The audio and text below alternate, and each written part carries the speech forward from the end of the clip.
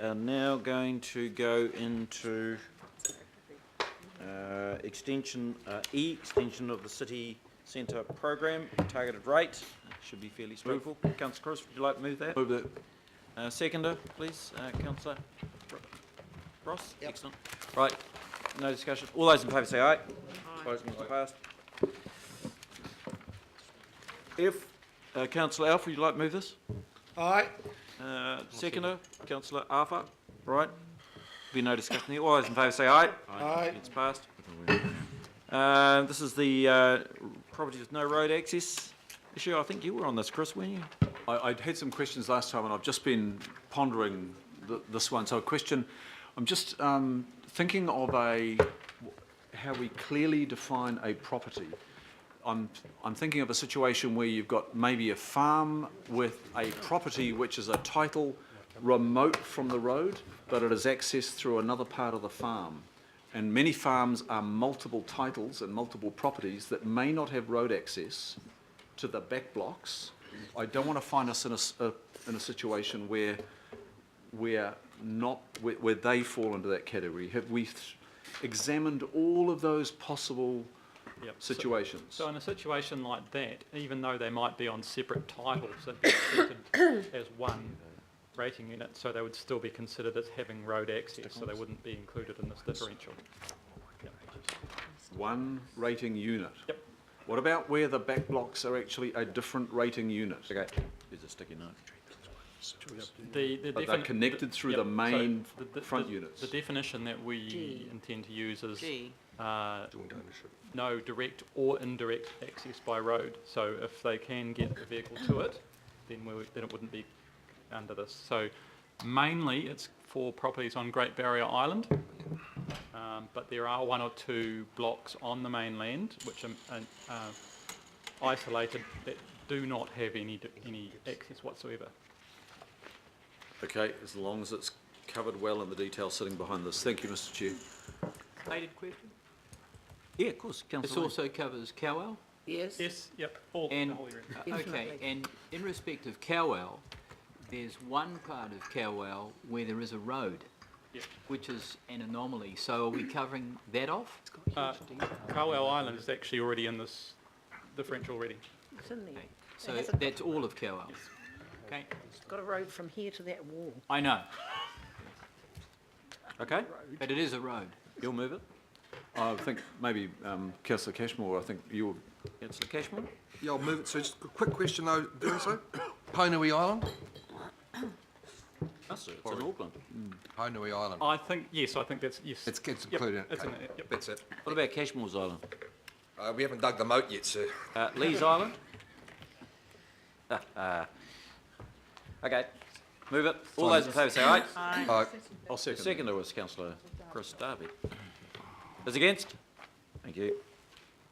Right, we've got H, I and J, which are sort of directives. So I'll move that. Oh, Mr. Mayor, just for clarification, the actual, unless I've missed something here, but the actual setting, because we're not going with the consulted amount of 3.5% as the base, but 2.5%, has that been voted on, or is that part of this rating policy's vote? It was actually in the first clause, Was it actually, Yep. Did it 2.5. yesterday. was it spelled out, was it? It was spelled out in all the public relations. I couldn't see 2.5% in the recommendations. Well, we'll just to cover off all of that. Matt?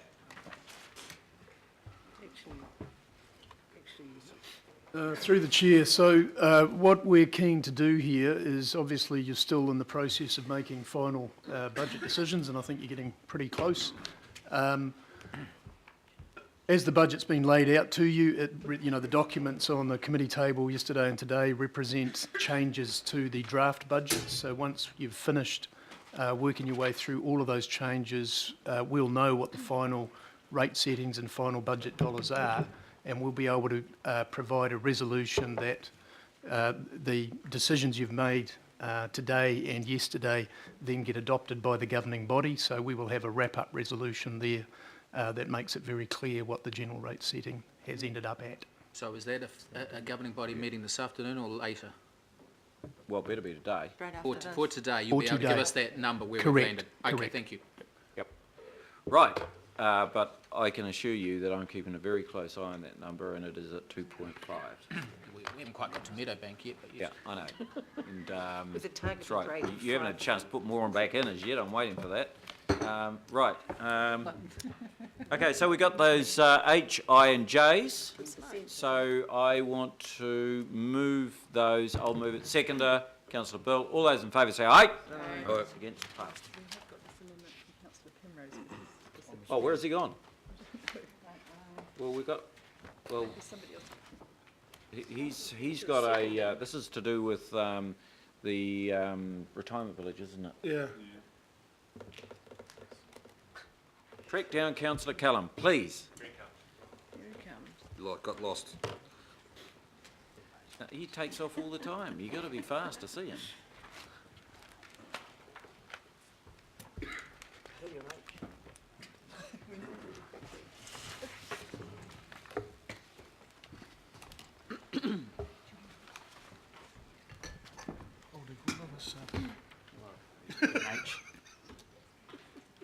Yep. that's Okay, right. Your Worship, thank you. What an entrance. Absolutely, makes sense. This amendment, Your Worship, you got it up there? Yes. Yes, okay. It's in light of, in the first term of the new council, when we were dealing with the rating issues and so forth, and we moved for the rates, remission of rates rebate for the retirement villages across the region. And this is a directive to the direct staff to report back to us as up in here, the options of amending the rates of remission for residents of licensed to occupy retirement villages to include proposed targeted transport levy. And I would just go back to last year, Your Worship, we had 1,156 successfully applied for the rates remission, and I would say those are probably on the lower income bracket, and this is to, as I say, come back. So out of the 6,200 retirement villages units that we have across the region, and I'm saying that we'll, I'm sure we've got more in the mix at the moment in the build. So it's on the table. I think Councillor Fletcher's seconded that amendment. And do I need to add any more that, Andrew? No, that's very good.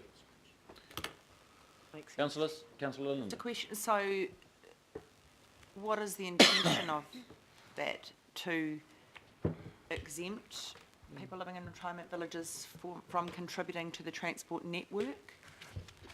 No. That's what I'm trying to understand. Okay, right, so what is the, Because what are you- everybody what is benefits what from is the the transport challenge? network. Councillor Cole, this is your ball. What is the Yep. current challenge that you're trying to address? Is to alleviate some of the pressure of the actual levy to some of those on the lower bracket in those retirement villages. I'm sorry. Right, Maybe Andrew can explain. hang on, And Andrew can just... So at the moment, if you're on a licence to occupy, you can't qualify for the government's rates rebate because they only do it if you own the property. So if the person would pass the sort of income tests you have for the rates, for the government's rates rebate, we remit their UAGC of 385. What we'd come back with is a proposal to remit the UAGC and the transport targeted levy if they pass the income threshold sort of test we have for the government rates rebate. yep, look, it's what we do, what we had to do, in terms of the rate rebate, otherwise it makes a mockery of the rate rebate. It doesn't apply to everything that we wanted it to. But we update our current policy to reflect the change to our rating. That's it. So, Mr Chairman, will that count also for everybody else? No, it's only about the elderly. It's only specific to the elderly that sector, in the sector, yeah. Yeah, because they're caught by that anomaly. yeah. So we had to actually ensure that the What I'm UAGC... asking is, with the transport levy for Yep. everybody else, Yep, could that be remitted as well in the rates rebate? So if you own your own property, so you're not licensed to occupy, you own your own unit, then you will be able to count the new targeted levy in your application I for the asked. rates rebate. So they'll be able to go That's into fine. that scheme. It just, no, that's okay. I just there was a wanted to hole. make sure that's the case. Report back. Councillor George? Is this means tested?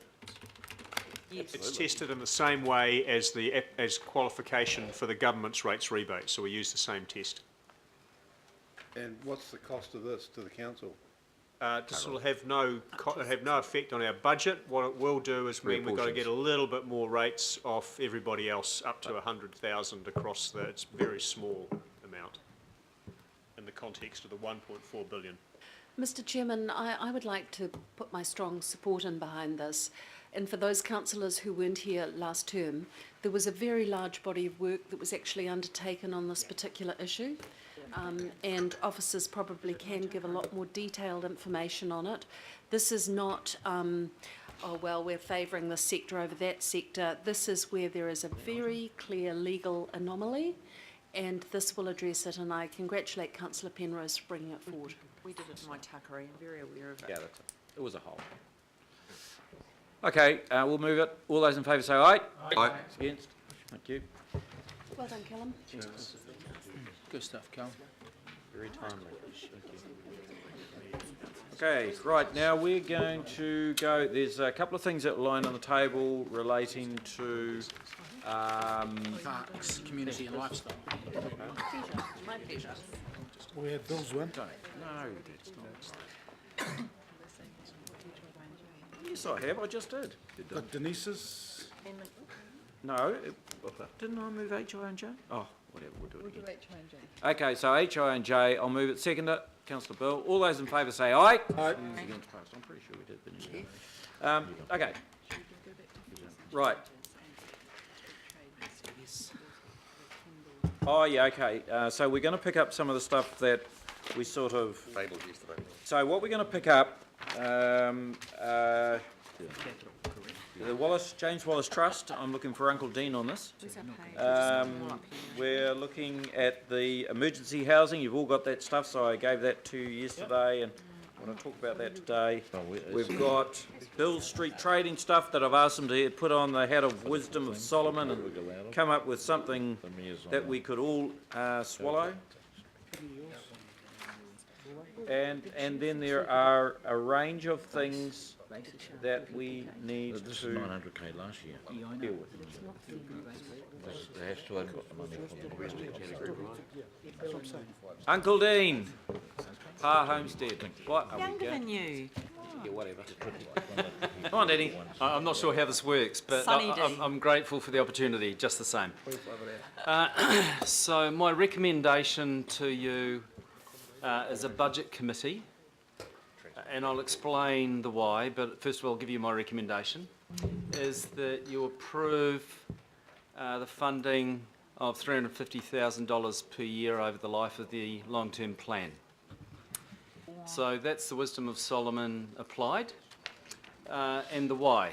The why is that in Pa Homestead you have one, if not the most visited facilities in Auckland. From bad to worse. Much loved by the people of Auckland. We have a business model there that does rely on $350,000 of operational support, funding support, but alongside the trust it contributes, I think it's 1.6 million per annum. So it's not doing it alone, and so it's working well. That sits alongside, for example, Tauru, which receives just over $600,000 a year of operational support. The underlying theme there is that these sorts of facilities struggle to be entirely self-funding. The Pa Homestead did seek consent to put a marquee up for a maximum of 6 months a year, on the basis that the Phoenix Palm would stay in place. It's very difficult to put a marquee up on there on the basis that the land around there is not only occupied by a Phoenix Palm but other archaeological features which limit how it can be applied. Even if that marquee went up, my personal view, and I've not looked at all the documentation, I didn't have time, it would not support underwriting the $350,000 per annum. So that was not going to work. So where does that leave us? Sorry, I just want to talk about the Phoenix Palm because that was clearly of some interest yesterday. It is a scheduled tree, and I think I'm not recommending that you apply for consent to remove it. And in fact, consent that was granted assumed that it would stay in place. I'm not recommending that you remove it for a range of reasons, not least of all the fact that it is a scheduled tree and has gone through a process to be scheduled. So it leaves you in this position. You have a wonderful facility, much loved, much used, and needing additional funding. Very hard to get an operating model that's fully self-funding. We haven't achieved that model in any of our other similar facilities.